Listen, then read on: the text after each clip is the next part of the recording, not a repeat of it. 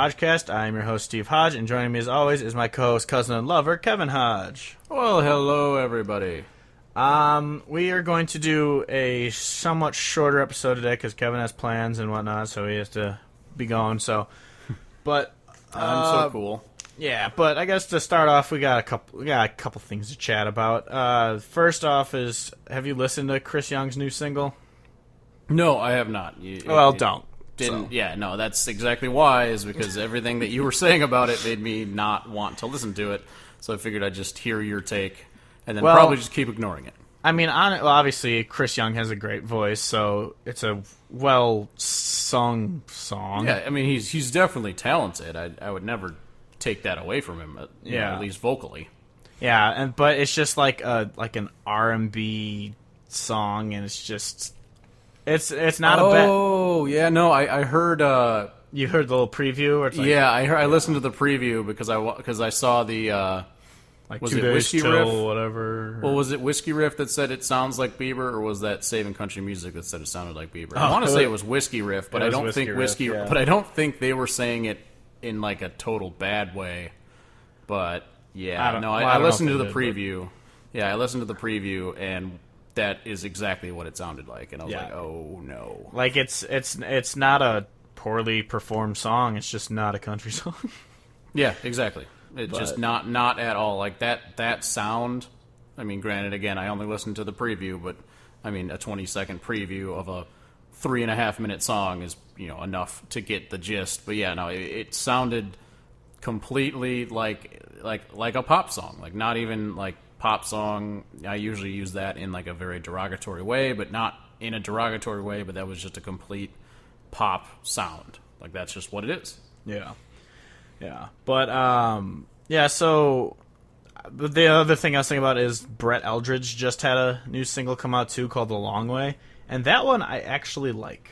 Oh, yeah? I have not listened to a single by him in a long while, because he had that god-awful song charted. It was like Drunk on Your Love or Drunk on You, I have or no idea. Something like that. It was just awful. And it really, like, I just made it so I was like, you know what, I'm just not even gonna give a shit anymore. The only song by him that I have saved is Raymond, which is an absolutely amazing song. Yeah. Love that song. That was like the premiere, or that was like his debut single, because I remember that song was out for like a year or more before his debut CD came out. Because I remember I heard it a long time ago, and then all of a sudden it's like, my new album's coming out, and the song was on, and I was like, I've heard that song so long ago. Yeah, and like honestly, I didn't totally put 2 and 2 together that song and him was the same dude who was then making music later. But so like, I mean, and granted, like he's another one like Chris Young, where like he's got a really good voice, so you know that he can sing really well, he can make good music, but he just has this extreme pop lean to it, and it just ruins it. As far as a country song, again, like if he wants to make pop music and just make pop music, go ahead and do it. But when he does this pop country nonsense, it's just like, shit, man, you don't say it's country. Yeah, he I can't remember what Mean to Me. That's another song by him that was pretty good. But a certain someone who is no longer in my life shared that song to me, so I don't listen to it anymore. But yeah, fuck that song. But yeah, like the song, it's weird because it starts off and like the first 10 seconds are this just weird, like I don't even know how to describe it. It's just this weird sound that I thought, I was like, oh great, this is just gonna be some crappy pop song. But then it just goes into a really good song. And it's like, oh, okay, well. All right, plot twist. Yeah. I was like, just make it through the first 10 seconds. Like, listen to it after we're done recording and you'll understand. Listen to the first 10 seconds, you'll hate it. And then just the other 200 seconds or so of it are actually good. So, similar to the Cody Johnson Kiss Goodbye situation, where you can just ignore the start. The first 30 seconds. And then it's just really good. Yeah, pretty much. We've come to common ground on that. Yeah. Yeah. But yeah, so I was gonna say that for what we're listening to, but that's a song I've been listening to. It's called "The Long Way" by Brett Eldredge. I enjoy it. I'm gonna kind of go back and listen to his other music because I only heard a couple of his songs and I just kind of wrote them off. But think we'll probably do an episode on him eventually because we gotta touch every side of the spectrum. So And he's from Illinois. Woo!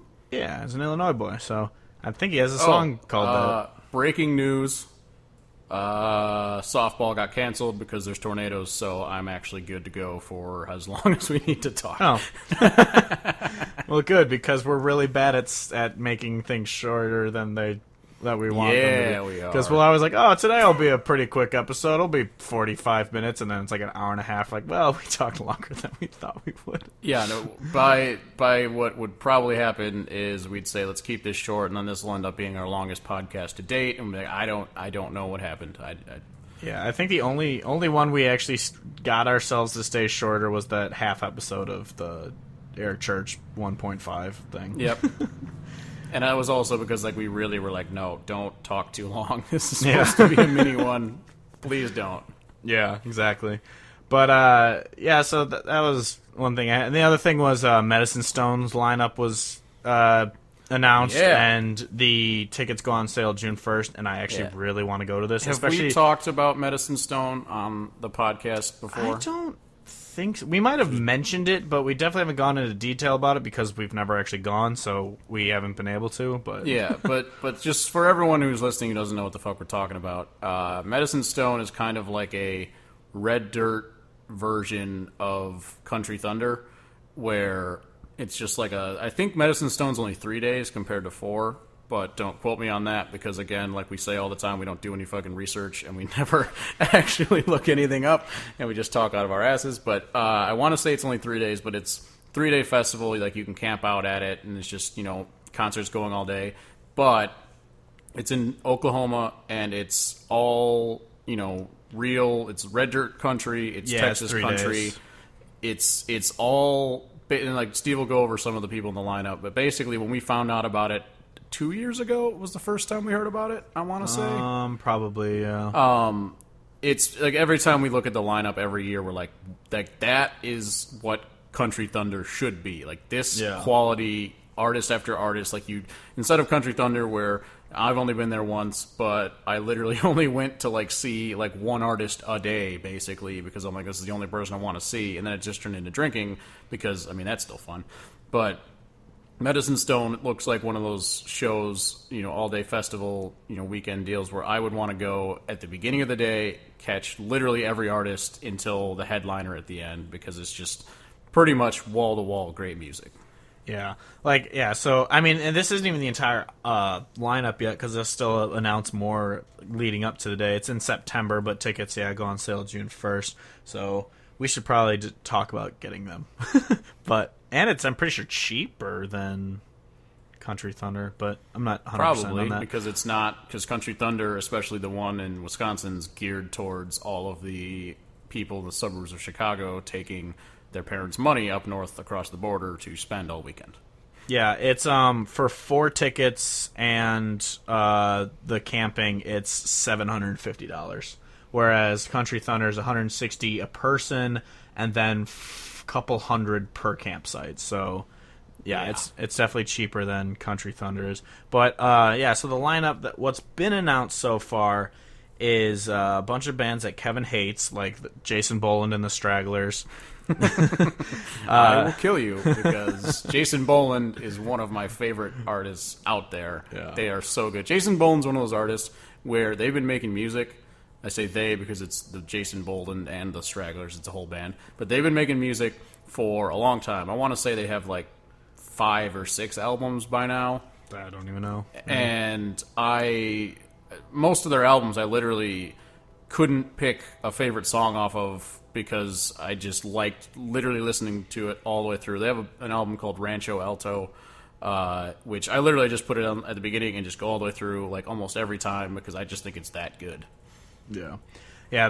So it's them, Turnpike Troubadours, Randy Rogers Band. Yes. After that, it's in alphabetical. I'll just kind of name out highlights: Cody Canada, Dalton Domino, Flatland Cavalry. They are really good. Jamie Lynn Wilson, who sings that cheatin' duet with Wade Bowen. Mm-hmm. Caitlin Butts, Lucero. I don't know if it's Lucero or Lucero. I think it's Lucero. I always say Lucero, but I've never actually heard it said out loud, so I don't know. what it's supposed to be. Yeah, Red Shahan or Shahan. Red Shahan. He's got. I can't remember what the hell his song is. He's got one that's really, really good. Yeah, his whole CD's good. It's like a very bluesy kind of country. Yeah, Shane Smith and the Saints, Sonny Sweeney are awesome. Yeah, and then awesome. Yeah, and Sonny Sweeney. So, and then there'll be more announced after that. So it's just an insane lineup. There's way more than what I just said, but those are just kind of the ones that me and Kevin really like, and that we would definitely want to go see. But yeah, it's definitely one that we're gonna try and go to, especially since I don't have my vacation days for Nashville this week anymore because I'm not going anymore. I'll have those saved up for come September, which would be wonderful. Yep, and I checked, and that is not the weekend of Choate's wedding, so that's good, because when it said September, I was like, oh, that's shit. right, yeah. But it is not, so there's still a chance that we go down there and do it, because that would be awesome. Yeah. Yeah, so that, I don't know, well, I'll have to talk with Cody and all those guys about what they do, because they've gone for the past 2 years, and I love it, so nice. they'll have to be our tour guide on how to do this whole thing. Yeah. Because it's definitely different than Country Thunder, because this you can also bring guitars to and play at the campsites and stuff, so that's actually fun. You know any wings? Love, take me down to the streets. But yeah, so... Yeah, so that's one. If you want to listen to good music, obviously Country Thunder's closer, and if all you're wanting to do is go get just hammered drunk and not really pay attention to the music, then go to Country Thunder. That's like I've said before, and also I have to imagine nearly everyone who listens to this podcast, with the exception of probably like Jay, probably has a looser, I want to say like, restriction on the country music that they listen to. Yeah. So I'm the person who would go to Country Thunder and just rant continuously about how much I hate like 99% of the artists. I'm sure there's a lot of people who listen who like the music that I do, but also like this other stuff. I mean, two things with that though. The first thing is I have heard a lot of people go, I don't like country music, but I love going there to party. I have heard that multiple times from multiple people. And the party is awesome. I have to say, my experience at Country Thunder, shout out to the Camp Savage folks. I had a great fucking time at the campsite while we were partying. Well, yeah, and that's the thing. I know I'm pretty sure we talked about it on our last drunk cast, but yeah, the atmosphere of Country Thunder when you're getting around the drunk high schoolers, it's really fun, really nice people. How many campsites did we walk by where people are like, hey, come drink a beer with us, and we had no idea who they were. Or the random thing, I don't know if we talked about it on our drunk cast because it was a drunk cast. But there was the one day of Country Thunder where me and Steve, we were playing Wizard Staff like the whole weekend, but there was one day where we really committed to making the Wizard Staff. Wizard Staff is a drinking game where after you finish each beer, you duct tape it to your previous empties, so you just make a giant staff. Me and Steve were just wandering through the campsites with these like 15, 16, 17 beer long. They were probably 16, somewhere between 16 and 20. I know I stopped counting at some point. We were just walking through campsites with those, getting shout-outs. They were taller than us. Oh, yeah. And then we were just getting shout-outs from everybody we walked by, like, yeah, it's awesome. And then me and Steve jousted with them, as is tradition, at the end of Wizard Staffs. Yeah, and it was at just some random campsite. They're like, do it with us, we'll give you a beer. We're like, all right. Yep. So we got free beer, did it, and jousted. And so, like, that's the kind of environment that I really enjoyed about Country Thunder. However, I would be doing my duty if I didn't say the music selection is terrible and there's drunk high schoolers everywhere. That was the other thing I wanted to say, is that the lineup has honestly just genuinely gotten worse as years go on. I don't think they focus on it as much. They just kind of try and get the people that all the girls are like, woo, I love him, or whatever. Well, and also, to be fair, like several years back, when they would have like a headliner like Jason Aldean, that would have been one that I would have wanted to go to back before he released Burning It Down and shit into my eardrums. So like there would have been a time when that would have been like awesome for me to go, or like when if Luke Bryan had headlined before he started to go really downhill like that, it'd be another one that I would have totally wanted to go to. because like a couple years ago, it was Zac Brown was one of the headliners. The year before that was like Brad Paisley. A couple years before that, I remember they had Alan Jackson and Rodney Atkins as headliners. Like, okay. they used to. The lineups used to be so good. I remember when I went. Speaking of Rodney Atkins, what happened to him? I'm guessing his label's probably screwing him over or something, because I haven't. He had that Eat, Sleep, Love, Repeat song or whatever come out a little bit ago and Doing It Right, but neither of them have been on any album. There's nothing been announced, so I'm guessing his label's jerking him around or something. That makes sense. Because that's kind of what happened with Gary Allen and Josh Turner also. But but no, like, I remember when I went in 2012, I missed him because that was the day me and Johnny went and saw Batman, The Dark Knight Returns. But earlier in that day, they had Wade Bowen playing. Like, yeah, and you missed that. Well, that was because that was right when I started listening to him, so I didn't know him that well. So I was like, I can miss it. I won't. It won't matter. And then, of course, looking back, I was like, I hate myself for missing. Major life regrets right there. Yeah, I mean, and then early in the day, a different day, they had Aaron Lewis playing. Like, shit. Yeah, because I remember I was texting you the whole time. I'm like, you are going to love his new CD because he's playing all the songs from it. And, yeah. And disclaimer to everyone, I'm a huge Aaron Lewis fan because I have been a fan of his rock band Stained been a while. A very long time. Yeah, people usually know the song It's Been a While, but huge fan of the rock band Stained. I've seen them live, and the best part of that set when I saw them live was Aaron Lewis went out in the middle of the crowd with just acoustic guitar and did some of their slower songs acoustic, and it was amazing. And so when he transitioned to country, I was like following that whole transition. So I'm a huge fan of Aaron Lewis, and so I would have loved to have seen him there. Yeah, and well, it was awesome because because early in the day, people usually don't start getting there until like the dinner time kind of time, when like 6 or 7, when the bigger names start coming on. He was like a 1 or 2 in the afternoon person, so no one's there, so we're in the front watching him, and it was awesome because, I mean, everyone knew the song Country Boy because that's kind of the one that was a little mainstream, and then when he did the country version of It's Been a While, everyone went insane because like, oh my god, it's that guy. Or they were just like, this dude is singing a song that I heard that one time on my early 2000s grunge station on Pandora. Yeah, I did actually hear one person say, "Oh, he's covering Stained." I was just like, no.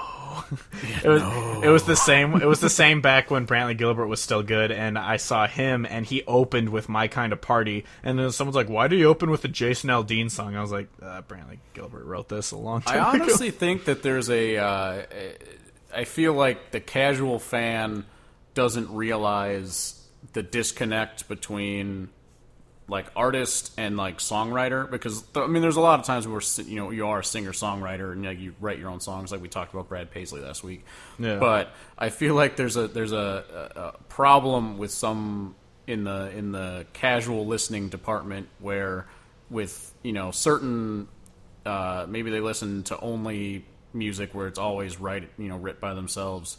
But yeah, there's a lot of people that we've talked about this before. There's a lot of artists out there that we like that started out as songwriters and wrote a lot of songs and then started to break into being a performer themselves. So like Jamie Johnson's one of our favorites, and he wrote songs for George Strait, and so he's it's like people like that, and then so you get like you're saying the Brantley Gilbert opening with a quote unquote Jason Aldean song. That does not surprise me. I mean, it's not like you need to know that. I don't need to be an uber country hipster. Well, yeah, it's like, you didn't know that he wrote this. But yeah, it's like last week. It's like last week how I didn't realize until I looked it up that Chris Stapleton wrote a song by Brad Paisley that was on a CD from 10, 15 years ago. Like, oh yeah. Well, there's also the ones like you'll get people doing covers of songs that are like really old songs. And like don't even realize that they are covers. Like Tennessee Whiskey. Oh yeah, so like Tennessee Whiskey. But the one I realized when I was putting together my super sad songs playlist, the Josh Ward song, Between an Old Memory and Me, that's a Keith Whitley song. And I didn't even realize that until I was going through Keith Whitley songs to put onto that playlist, and saw that it was on there. And Keith Whitley's been dead for I don't know how long, and this song was on Josh Ward's last album.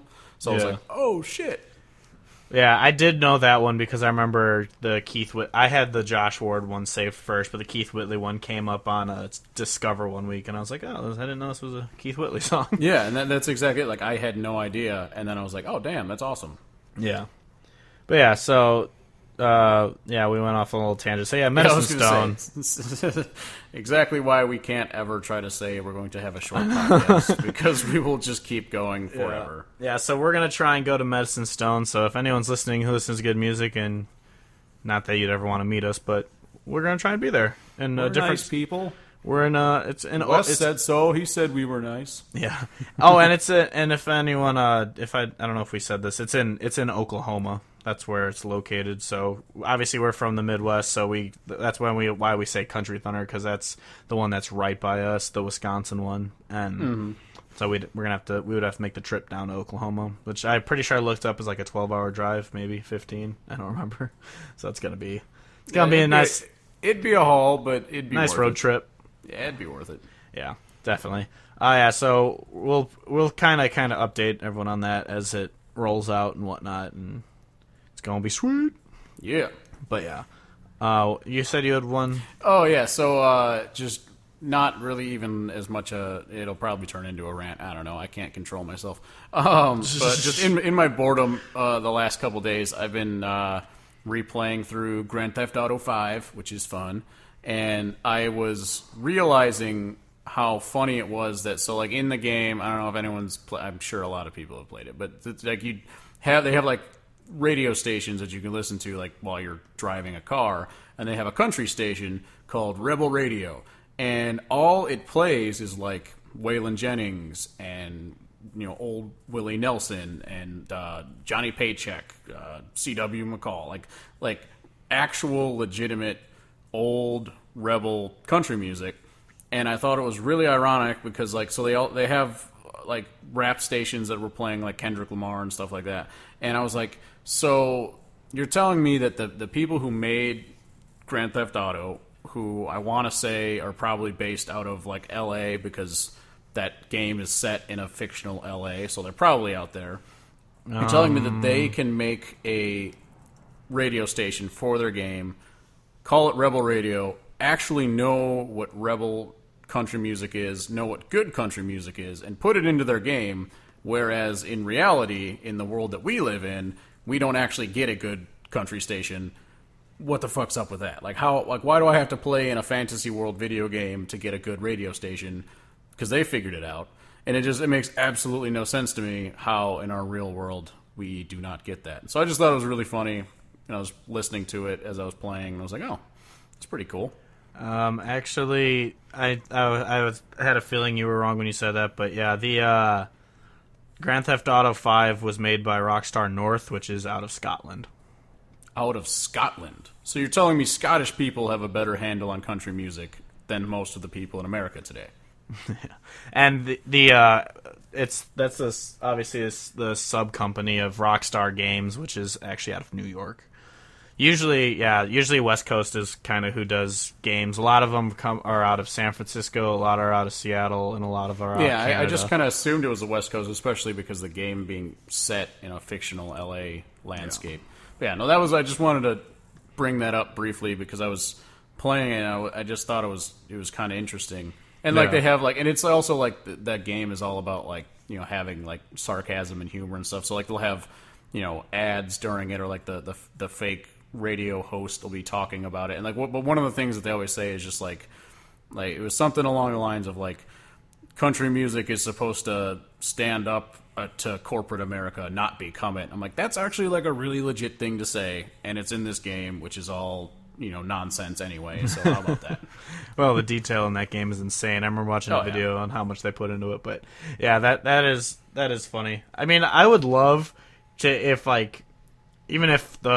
Wes is listening or anything, I would love if there's some way that we could get like an hour on the radio where we could play just our music instead of listening to what the radio tells us to listen to. Oh yeah, just that'd be so cool right, to have listen to this. To have like a Texas hour or an outlaw hour or something like that. That'd just be super cool. I mean, obviously, I'm saying him because he would have a little more power in that than we do.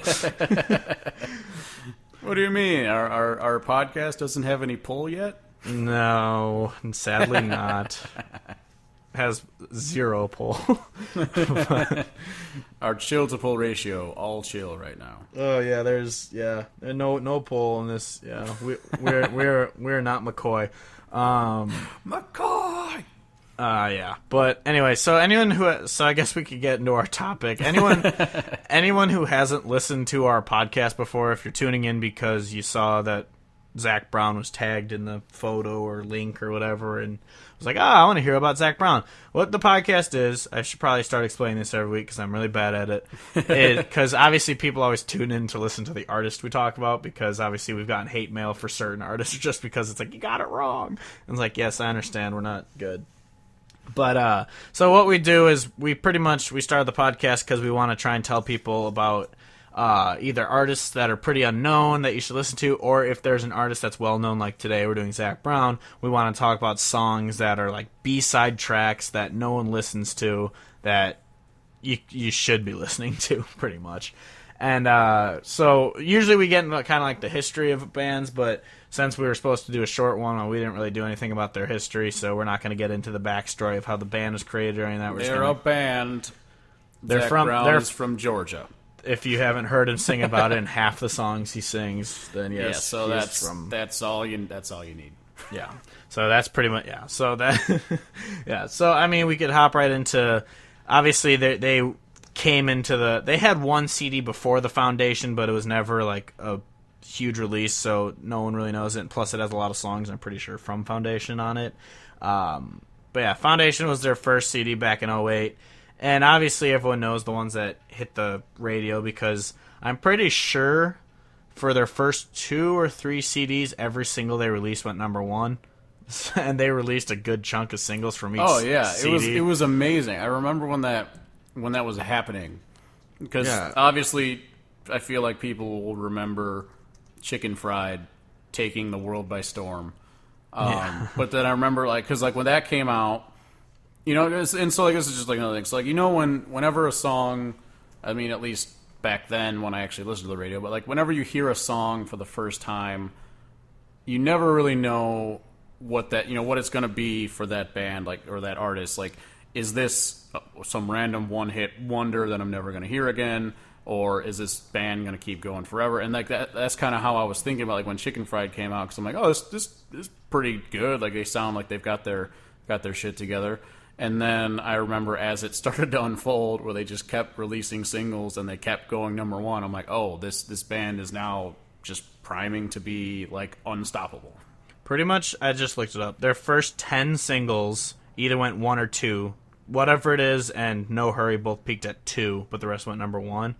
And then the Wind came out and peaked at 11, which doesn't surprise me because that was a very chicken pick bluegrass quick song, and that's usually not what does well on the radio, even though it's a really good song. But then after that, they had Goodbye in Their Eyes went number 1, or Her Eyes, Jump Right In 2, and Sweet Annie at 1. And then pretty much they've gone number 1 U.S. Main. Yeah, they've gone pretty much number 1 after that, except it's oh god, I'm looking at their later singles and it just makes me sad. Yeah, and so if anyone is a huge fan of later Zac Brown and they tuned in, I am sorry for what we will be talking about when we get to his later stuff. Yeah. But for at least to begin with, so Foundation came out, and I think this was one of those albums where even some of the weaker songs that I don't listen to as much anymore, I still really was into when it came out, the whole CD. Really. Mary or Sick 'Em on a Chicken. Yeah, I mean, so Sick 'Em on a Chicken's pretty damn stupid, but even when it first came out, I liked to listen to it. I think my favorite song, it's got to be, the best song is probably Free. That's got to be the best song on it. But I really like the song Jolene. I think that would be the one I've actually listened to the most off of it. I think Free's the one I've listened to the most off it. And it's always, obviously, if you're a fan, you've listened to their albums, you know this, but the violin intro, if you listen to those back to back, it just sounds so cool with that minute-long intro, just violin piece that leads into Free, and it's so awesome. But Highway 20 Ride is always one I listen to a lot. It's not okay. Yep. It's just a really funny one. That one is really funny. Just because the part was like, I try to think of something wise to say like and then just goes into the chorus.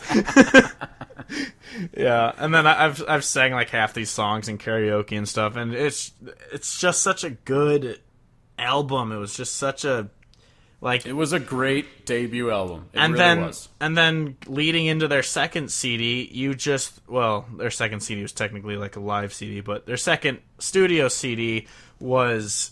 I was just like, this band will never do any wrong. This band. Yeah, I honestly, and yeah. So when You Get What You Give came out, I was obviously very excited for it to come out because I had burned through Foundation a bunch of times, and then so this comes out, and I loved it. I think this is their best CD, just overall, and I was just super pumped. I listened through this thing, I don't know how many times. And they had Jimmy Buffett on it, and I love Jimmy Buffett, and it was just like, yeah, like this band, I was the exact same way. I'm like, this band is going to be great forever. They might become my new favorite band. Like, yes. And I was just so excited, and I loved it. As she's walking away with Alan Jackson, just like bringing in Jimmy Buffett and Alan Jackson, like that is an awesome move, in my opinion. Like, that's just like great people to bring in. I would say the best song on it is Colder Weather. Yeah. First song I ever learned how to play on piano. Yeah, Colder Weather's great. My favorite is Cold Hearted. That's always been my favorite. Yeah, I was going to say that one's really good too. I also like the song Martin, just about the guitar. I think that's a really cool song. It took me like 500 as we know about my terrible catching messages of songs. It took me like 500 plays to realize it was about a guitar, not a person.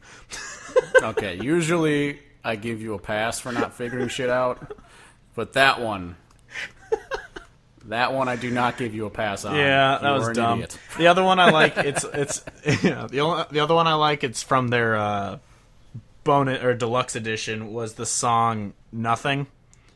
Just because it's kind of like a song of like, my life is going to get better because it has nothing to do with you anymore. Like, I really like that kind of little message thing. The only song that I've always skipped every single time it's come on is Who Knows, because the first 4 or 5 minutes is a good song, and then it just turns into that like 5-minute jam session, and it's just like, I don't want to listen to this, really. Like live it'd be cool to listen to, but when you're listening to it on the track, you're just like, that's fair. Although I would say that like it's still a good one where like, back in the day of like when I had this CD and aux cords were not a staple in every car, like that was still a perfectly fine song to just like, I'm driving down the road and just having it loop, and it would just, jam out, and just, still good in my opinion, but I can see where you're coming. Yeah, and then you're also not a jam band fan. I don't mind it when it's like live, but it's when it's on our CD. It's like how you don't like the vocal track on The Outsiders by Our Church. Like, I don't mind the Devil's Mistress, or whatever the hell that's called. But the other one I want to say is, it's not a single that people should listen to, is Quiet Your Mind. That song is just... And of course, this CD was just one that also just showed how good he was at singing. Oh, yeah. Just like listening to him, just extremely talented. Yeah, just like, it's just good CD. This is, it's so hard to talk about so many of his songs, because this is a band that, because usually when we talk about artists that we like, the songs we talk about, they're amazing, and they would never release them as singles. But every time I look at these CDs, I'm like, all these songs are so good, and they were all singles. Oh yeah, one of the rare artists for sure that like listening through their singles history is like good news. Yeah. Well, to a certain point. Yeah. Well, once we get we'll get to that. But yeah, it's just insane, because obviously we could go around saying that we love Colder Weather, As She's Walking Away, that we like Chicken Fried and whatever it is and all that, but those are all singles, and you've all heard of them. We don't have to tell you how good they are. Yeah, exactly. If you listen to Zac Brown Band, you know those songs. Exactly. then we move on to 2012 when they released Uncaged, and this was their first misstep in their it was. career. And honestly, like what I had thought when it came out was like, oh, this is them. Kind of now they're gonna like they've cemented themselves. They've got traction. Now they're gonna kind of go off and experiment with shit or change things up. And there's nothing wrong with that because like genre bending. Yeah, there's nothing wrong with that. As an idea, and I can't ever fault an artist for what, like I've said, like quote unquote playing what they want to play.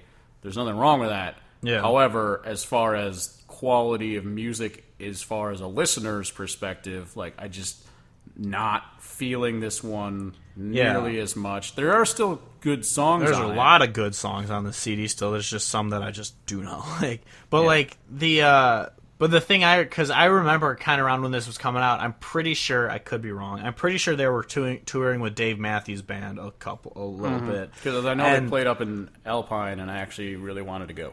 Yeah, because they were starting to get such a mainstream following, not even just in country. They were getting such a huge following because they became just kind of a jam band that is why they started stepping out of the country, because they're like, oh, we could sell to anyone pretty much. That we don't need to be a country band. Yeah, and I want to say that they were a band that even before they started to become big, that they were like touring a whole lot, just like a lot of shows, and so they would play a lot of shows, and they would have a lot of jamming out. So their shows were that kind of jamming set, and so it made it that much easier for people. Like if you went and saw them live and you'd never heard a song from them before in your life, you just see these guys out there, shredding it, and you'd be like, "That's awesome! I'm going to check them out."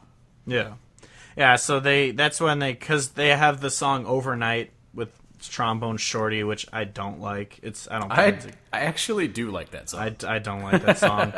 the song that I could not stand on the CD when it came out was Island Song. I could not stand it. Yeah, no, and I like reggae music. I do. I don't like when Zac Brown does reggae music because he tries singing it in a Jamaican accent. He's like, "Why don't you go grab me a beer?" It's like, what? He's Come on, from Georgia. Yeah, I couldn't stand that. But my favorite song from this CD by far is "Day That I Die."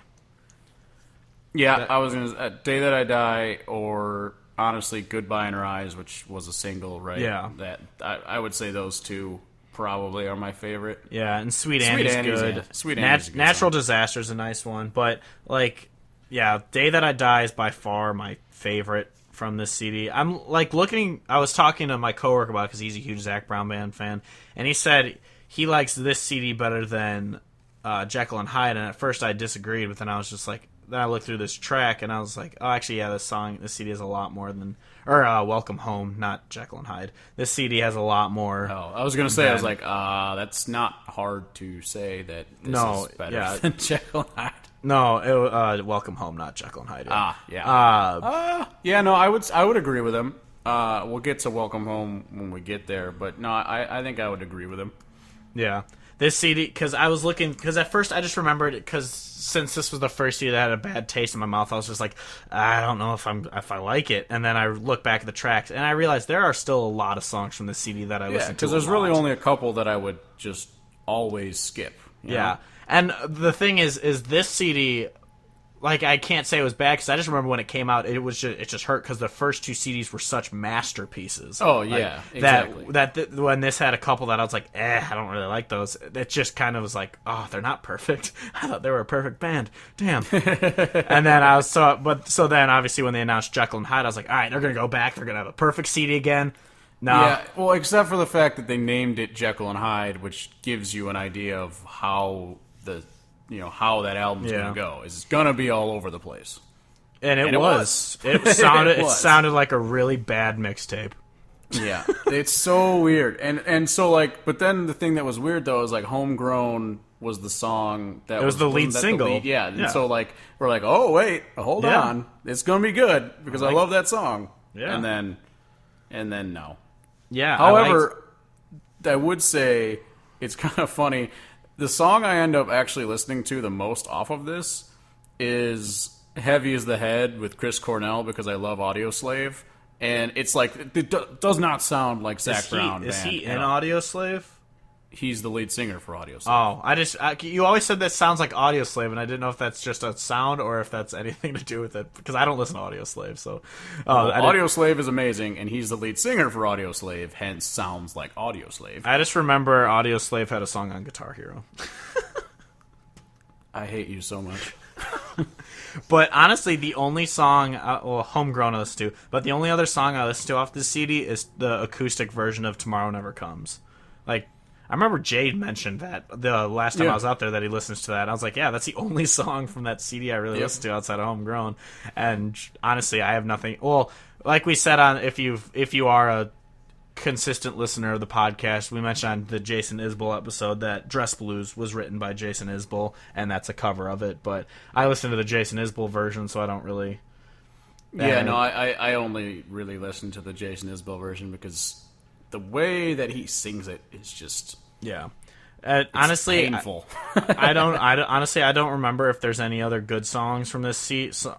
I just remember first turning it on and the first song is "Beautiful Drug," which is just god awful. Yeah, no, I remember when that happened, and that was kind of when I realized I'm like, oh no, I have to start distancing myself. Oh no. Yeah, and because honestly, there might be other songs on here that I would like today, but looking back at it, I just remember Homegrown and Tomorrow Never Comes are the only songs I care to listen to ever. And then obviously Heavy as the Head. Heavy as the Head, but also like that song does not sound. It's a rock song. It's not a country song, and it does not sound like Zac Brown Band at all. I like it because it sounds like Audioslave because the guy from Audioslave is singing it, and so like that's why I like it. So it's completely like separate from country, which is. Like that does make it like kind of like a negative for the album because it doesn't make any sense. Yeah. So before we go into Welcome Home, which is their newest CD, it also came out last week, so it's going to be one we review. As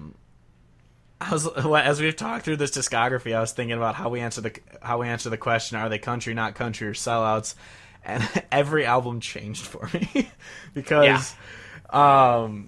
Because obviously their first two are very country. Their third one was kind of country-leaning sellout. Fourth one, it's hard to say sellout because it's obviously something Zac Brown wanted to do, but at the same time he did it because he knew he could get a bigger audience, which is a very sellout move. Yep. So it was hard to say sellout or non-country for that one, but I have to say sellout. But leading into the newest album, which we'll talk about now, with this CD in mind, I have to say country again because obviously they realized they fucked up and they went back to country. So I have to, because I could not figure out a way to quantify them in any of the categories because they're just all over the place.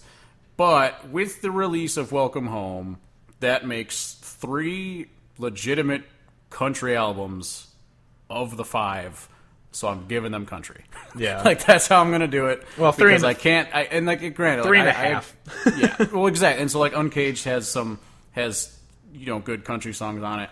But even if I ignore that one, they still have 3 legitimate country albums. And so I feel like I can say country and not totally feel bad about it.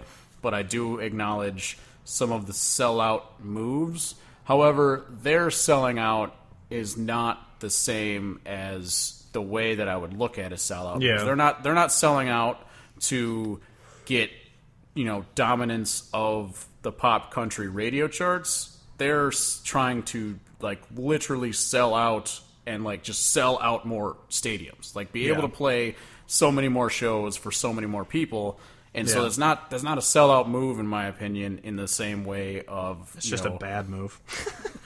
I mean, it's bad move when it comes to releasing studio country albums. However, I bet if I saw them live now, even before Welcome Home came out, I bet their shows still would have been awesome because they are so talented musically. Like, I don't know. Yeah. But yeah, with 3 of the 5 being legitimate country, I give them country. Yeah. And that's what I'm going to go with. Yeah, so kind of summing up the topic and then leading into our album reviews, Welcome Home, Off this CD, the only one that I just do not like, and I know, I'm pretty sure Trigger said the same thing on Saving Country Music when reviewing it. I had the same thought, is why does every CD have to have a stupid tropical island song? Because Yes. I hate the song Start Over. I don't Yes. think it's good. Me too. It is not a good song. I don't know why they have to try and be Jimmy Buffett or old Kenny Chesney on every album, but See, I cannot stand that song. But they're not even like.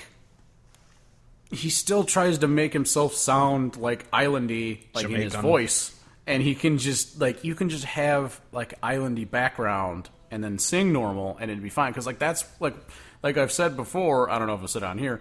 Like "Lucky Old Son" by Kenny Chesney is my favorite Kenny Chesney album, and that's the all Jimmy Buffett beach music. But he doesn't try to sound like a Jamaican guy when he's singing on that album. And then like Jimmy Buffett, I fucking love Jimmy Buffett, and he also does not try to sound like a Jamaican guy when he sings. He just has the island music in the background, and it works. Yeah, but outside of that song, this is definitely a return to country. Like I said, I had to put it. Yeah, it's their third best album, or actually, I put it at fourth best album, just because. I put it at 4. Yeah, because I thought about it. Obviously, You Get What You Give and Foundation are just kind of a tie for first and second because it's so hard to place them. Yeah, I think You Get What You Give's better. Yeah, but it's not like a huge, clear step above. But I think it. Yeah, is better. Yeah, I completely agree. And then I think Uncaged is third, and then this, and then Jekyll and Hyde is far in fifth. But like this CD. They released a couple before they came out. They're good. Like Real Thing, I really like. Mild Man.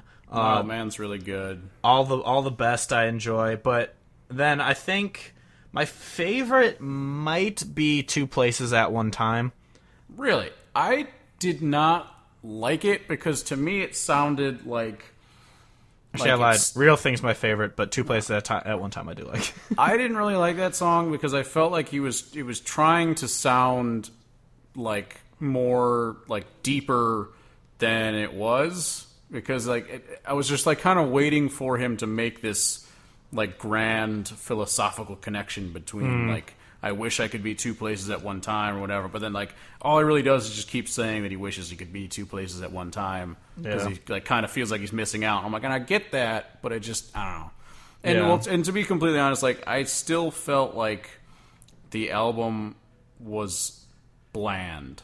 That's the thing, yeah. That's why I put it at fourth behind Uncaged, because it's definitely back to the roots before Uncaged happened, but there just aren't that many songs that stick out to me like, oh my god, this is going to be a hit. Exactly. And so like I would say that there's not a lot of bad songs, but there's a lot of just meh. Like Start Over is the only one I don't like, but like I said, it was hard for me to say which my favorite is because they're all just kind of whatever. Like I like Real Thing because I think it's just a really kind of upbeat song, and I like listening to it because it cheers me up. But like, yeah, there's just there's no Free, there's no Cold Hearted that I'm gonna just definitely put on out of nowhere. And it's like it's a CD that if a song comes on, I won't hit next, but it's not one I'm ever gonna add to a queue to play next.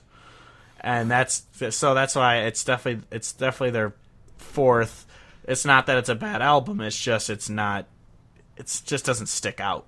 Like I feel like, and it's only a 10-track CD, so I feel like they just kind of made it quick, and they're like, all right, let's remind everyone that we don't suck. Like, let's get it out. Yeah, exactly. And like so I don't want to make the sound super bad because I do appreciate them going back to country, and the band is very good at playing their instruments, and he's a very good singer. But the album they're probably the most talented band out there. Like an all around band. They're insanely and so like they're really good. And so like that's just like that's why a bland album sucks more to me because like especially like we raved about with their first two albums, like they're so good.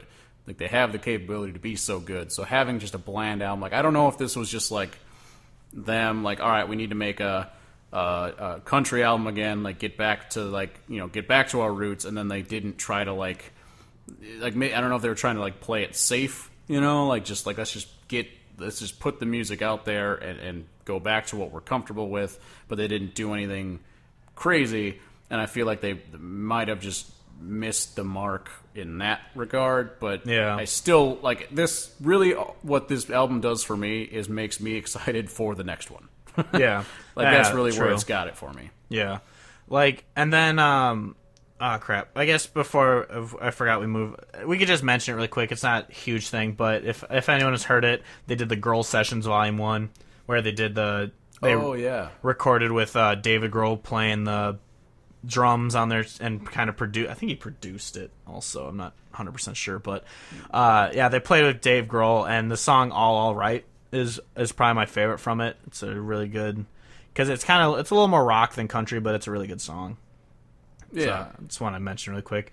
But yeah, so as we said, yeah, they're definitely a country band. They're definitely worth checking out. It's just they had a misstep in their career because they thought they could do more than they should, and it kind of blew up in their face a little bit. But yeah, they're definitely a good band. We're definitely recommend checking them out if you haven't. Honestly, if you're a country fan, you haven't heard of Zac Brown Band, you're probably your head's under a rock, or else you're you're just that stubborn. Because I occasionally going like through the We Hate Pop Country type pages and stuff on Facebook, you see the people like, I haven't listened to anyone new since 1985 because it all sucks after that. It's like, oh, shut up. And that's the thing that is an angle that bugs me, because as you know for sure, and how I've explained on this podcast, I have a lot of hatred for modern music. I really do. However, that hatred is rooted in the fact that I will give things a chance of a listen. Like, I will attempt to listen to it to see what it is before I make the decision that it's garbage. Exactly. And so that's why I hate the music, is because I actually know what it is. Well, that, and I saw another meme. I don't remember what page shared it. It says it's not that we hate new country, that we hate bad country, and it's just because it's true. Like Whitey Morgan and Cody Jinks are still making music, and it's amazing. It's not like we're like, oh, this was made post 2002. I think 2002 is when everyone said music went to shit, like country music. Like that's like the defining moment of when it fell apart. Even though I think it's closer to like 2010, but I would say my definition of it going to absolute shit. There was always the shitty music out there, but it was still like collectively good. It's kind of once we got into college. Yeah, I would say once Bro Country and Florida Georgia Line sort of like set that standard of like, we're 100% only going to sing about partying, objectifying women, and not having any substance. Like, once that became the thing to do, that's when it was like, all right, now overall modern country, like mainstream country, is crappy now. Like, that to me is when it started. Because before, I mean, and we'll mention them briefly when we talk about upcoming albums, but like, I've always hated Rascal Flatts, but they weren't like, everyone didn't sound like them back before. Like, they were that one band that was out there. I still had a lot of stuff I liked, and then there was them, and so if they came on the radio, I would just, yell fuck at the radio for like 3 minutes straight. But then it would go back to George Strait. and then it would go to George Strait, or like old Jason Aldean had very good songs, so stuff like that. So I can't wait to do an episode on him, because we have a lot to say about him. Oh my god, he is honestly one of those that like, I forget how many good songs he has, like, and like not just how many. His first like, three he's got like CDs five are or amazing. six, yes, it's not even just like he's got like 5 or 6. He has a lot of really, really good songs, and then I could ramble off a bunch of songs, but into everyone's ass.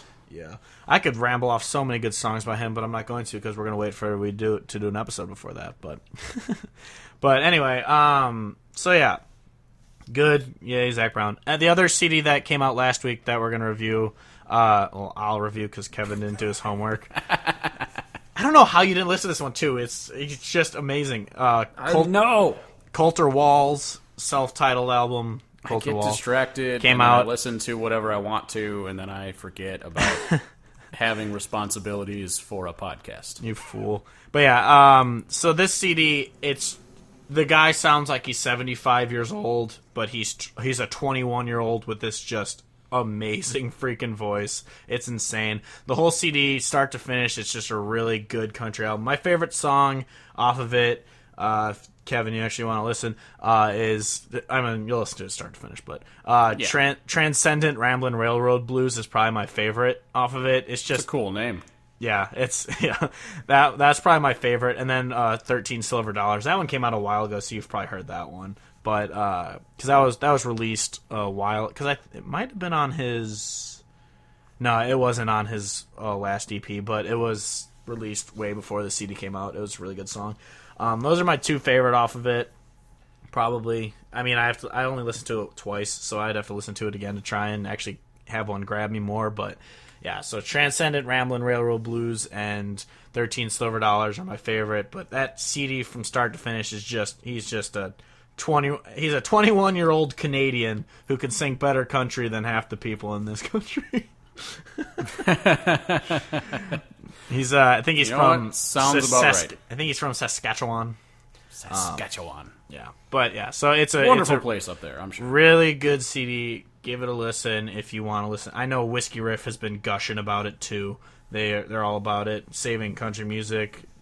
Actually, those two websites have agreed on something for once. Yeah, what? It's a really good CD. So yeah, check that one out. So next week, Kevin's favorite band, as he said earlier, Rascal Flatts, has their CD Back to Us coming out. So make sure to wear your earplugs for the next couple weeks. Hey, we'll do a Rascal Flatts episode. Don't want to get too much shit in there. You're getting an infection. We'll do a Rascal Flatts episode, talk about country's greatest boy band, and I'll point out the couple songs that I like about them or by them, and Kevin will just turn off his into the microphone. He'll turn off his mic and walk out of the room, and I'll just end up doing a podcast by myself. Because I don't like them. I'm not a fan of his voice. I'm gonna deliver a preemptive strike. Not country. Yeah. Oh, I know. I will. Yeah, honestly, I'll agree with not country, but I will say there are some songs that I like by them. And even though I don't like his voice, I don't like their boy bandishness, and I think they all look like Guidos, I don't hate every single song by them. Because like Si Homos Negedescu. As we've said before, we've probably said it on this podcast before, but I know we've said it before, is that we don't hate an artist just to hate an artist. We hate them if they have all bad songs, but even people like Luke Bryan, who is one of the worst artists out there right now, still has really good songs. He does. Well, shit, I saw a Whiskey Riff post. I think it was like something live or something like that, and it was they're mentioning Luke Bryan performing the song Tackle Box, and I'm like, yes, great song, all right, good, yeah, that'll be one we talk about when we eventually do a Luke Bryan episode, but yeah, so Kevin hates Rascal Flatts start to finish, but even though I don't think they're a good band at all, especially they lost almost all credit with me, and I did stop listening to them for a long time after they did a song with Justin Bieber. But yeah, I'll still give the album a listen. It'll probably make my ears bleed, but who knows? There might be a song or two on it that doesn't suck. But anyway, outside of that, Jake Worthington, Hell of a Highway EP is coming out. He was, I think he won The Voice. I was going to say he was one of those shows. I don't know if he won, but he was one of those shows. Either The Voice or the yeah. I think he was on like Blake Shelton's team or whatever. But anyway, yeah. He usually out of those, I'm usually scared of people. It was The Voice. Yeah, I'm usually scared of people coming out of those shows because they're using that mainstream success to jump into a mainstream career, and so usually they just listen to what people tell them to do. But Jake Worthington's music is actually really good. Yeah, the song "This Damn Memory" is one of my favorite songs. Just in general, like it's really good. And if you see a picture of Jake Worthington, he looks like he's 12, and it makes like no sense whatsoever. And then you hear him sing, and he's got this like really good deep voice, and you're like, oh shit! Like I did not see that coming. Yeah, and then finally coming out is Dreams. I don't know how you pronounce it. It's Dreams greater than sign dollars. So I guess dreams are better than dollars, or dreams are more than dollars, or dreams are greater than dollars. I don't know. Probably would say dreams are greater than dollars, seeing as though it's the greater than sign. Yeah, but whatever. Well, because it would be dreams greater than dollars. I don't know. Money or whatever. But it's an EP that's coming out next week, and I'm only really mentioning her. I haven't honestly listened to a lot of her music, but she has one song that I'll add to the playlist, and I suggest you listening to it, Kevin, because it fits right now is a song called Better, and it is fucking amazing. It came on my Discover like a year ago, and I've been obsessed with it since, and it's so good. So I'll add that to the playlist. And I honestly don't know about any other music. I haven't really stopped to listen to it. So she might be a one-hit wonder, or she might be really good. So I'll check out that EP and get back to us about that. But woo! Yeah, so that's the last one coming out. There's probably more coming out that I forgot, as I say every week, because I forget a lot of stuff because I'm an idiot. Yeah. So that's the last one coming out. Kevin, what have you been listening to since you haven't been listening to Colter Wall? Yeah, no, have not been listening to that. Actually, I was listening through that sad songs playlist, which has just gotten me just listening back through a lot of other artists that I haven't checked out in a while. And so actually, like I mentioned, going off on a tangent about Aaron Lewis. Actually, Aaron Lewis is one that I've been listening to a lot lately because he is amazing, and the second half of the Sinner album I think is just absolutely tremendous. I know the song Northern Redneck is kind of shitty. It's really shitty. I still like it. It's kind of shitty. It's really shitty. But the album is really good, and the second half of that album is absolutely tremendous. Yeah. And I don't know who the chick is on that song, Traveling Soldier. It's his daughter. It's his daughter. Okay, because she sings really well, and that's an awesome song. Yeah, even though it's a Dixie Chicks song, but it is. I don't care. It's a really good song. I know. Like I guess it was a huge one for them back in the day, but I've never listened to Dixie Chicks because I've always heard that they're just not good. So yeah, no, but I don't know how they sang it when they did it, but the way that it is in this album on Aaron Lewis's album is great. Yeah, that song, I do listen to that one a lot because it's really real good. I'm trying to look.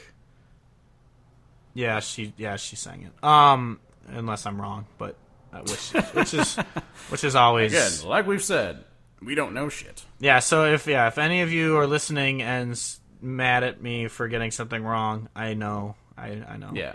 But what I was gonna say, but off of that album, my favorite song off of that album is the song Mama, and I think it's amazing, and I think you should put it on the picks because it's great.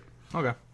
Yeah, I'll do that. I usually put them on as I listen to it, even though I hate listening to ourselves. I have to do it so I can remember what songs to put on because I don't write them down as we record. Yeah, we always say, and we end up saying a lot more than I anticipate, and then we are just like, oh, okay.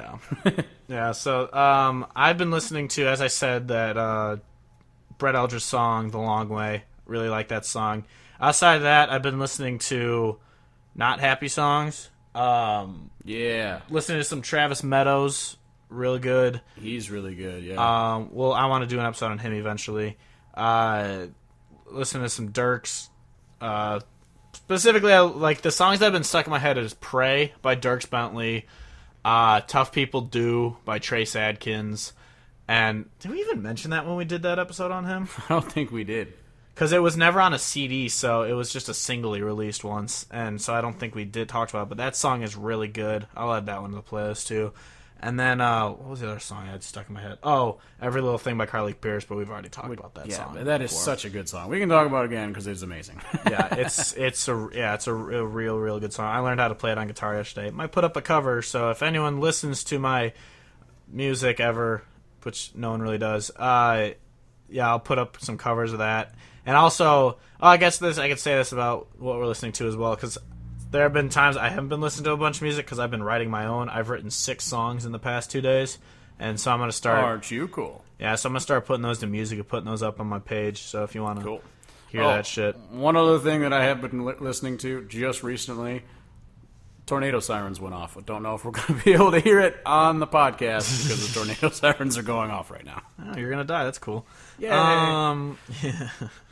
Anyway, yeah, so I think that's it for this week. Do the plugs and plug it up. Yeah. Hit an hour. That's not terrible, I guess. Yeah. So if you want to catch us on Facebook, Twitter, Instagram, or SoundCloud, which is the other place you can listen to us if you're not on iTunes, at the Hodgecast on any of those. If you want to send us hate mail or love mail or email of any sort, you can get us Gmail at thehodgecast@gmail.com. All the songs that we talk about that we want to add, our buddy Brett told us about it, like episode 2. So we've been doing ever since is we update the playlist every week to just include the songs that we talked about, because obviously the point of this playlist, as we said, is we wanted to introduce the music to everyone. So Hodge Podcast Picks on Spotify if you want to listen to the songs we were adding. If you want to buy our dumb little shirt that I made, or any other shirts I've made, you can go to tpublic.com/user/CliffTron. It's Cliff as in don't fall off that cliff, and Tron is in that really bad 80s movie. Great 80s movie. Yeah, yep. Good old, yeah. It was revolutionary. Mm-hmm. Tron or what was the second one? Tron something. Legacy. I enjoyed that movie actually. Anyway, my Facebook and Twitter is at Steve Hodge Music. Kevin's Twitter is at Charchford, spelled exactly how it sounds. Figure it out. Yeah. Yeah, so that's it for this week. Next week we will be doing Sam Hunt. So stay tuned. Stay tuned to that one. So for this week, I am Steve Hodge, joined by Kevin Hodge, saying goodbye, good night, and good Charlotte. I love you.